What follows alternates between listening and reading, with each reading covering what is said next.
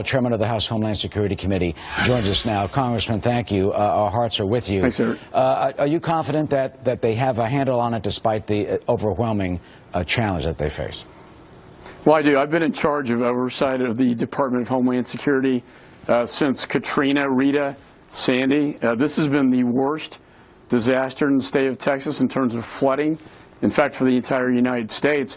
But I have to say it's been one of the best coordinated recoveries that I've seen. I think first and foremost because my governor submitted a declaration for major disaster signed by the president to get FEMA pre-positioned on the ground early on to respond to this enormous, devastating event that I think the state has never seen before. I mean, you're right, the dimensions are just beyond comprehension. But we also heard in this news conference something called Google heat maps. You know, there are people trapped. You have flooding in Port Arthur and Beaumont, for example, even flooding out of shelter. But they're using new technology to try to get a handle on this.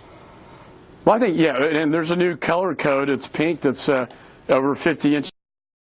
Which has never been contemplated before. I'm traveling out from Austin now through my district to Houston to see the devastation. It's important to remember there are a lot of people hurting right now, a lot of people out of homes, flooding in homes, massive. It is going up to Port Arthur and Beaumont and now to Louisiana. I think the petrochemical industry was mentioned. That's very important as a critical infrastructure asset for national security, as it provides about a third of the nation's energy supply. So there are a lot of moving parts here, but I have to say a very well coordinated response to a very massive disaster. And going down the line as we look at this, will this cause a re-examination, do you think, of the flood protection, of what potentially, went wrong? I mean, you've got the gullies, you've got the bayous, and still we had this just overwhelming catastrophe. Well, and I don't think, we've never seen a hurricane that's hit multiple times, feeding in the ocean and returning and hitting again with this massive amount of rain. You are correct. I think we will, in a post-mortem exercise, look at the city of Houston and its flood capabilities. I think, obviously, with a lot of the bayous and levees breaking, this is it's been I've never seen anything like it, going through the streets where people are up to their chest high in water. There have been 7,000 rescues, though. I have to say, very important, the fatality rate.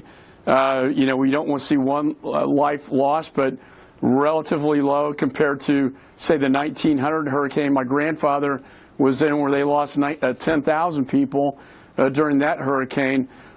So we met with the president yesterday.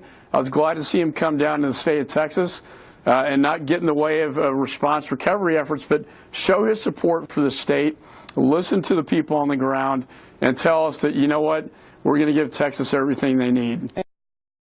And finally, your thought, your reflections. You're a Texan born and bred, and when you're dealing with your fellow citizens and seeing what we're seeing, how can all the rest of us in this country help? And I get that question a lot. I think this is not going to be a matter of days or months, probably a year recovery. I think the volunteers will be very important. I think people sending food packages. There'll be all sorts of ways to help out. Right now, it is saving lives. We're still in a rescue and recovery operation.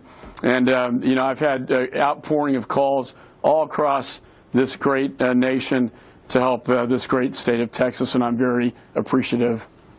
Congressman Mike McCaul, Chairman of the House Homeland Security Committee. This certainly, when dealing with homeland threats, this has been a major one. Congressman, thank you for joining us, and of course our thoughts and prayers of best wishes are with you and the people of your state.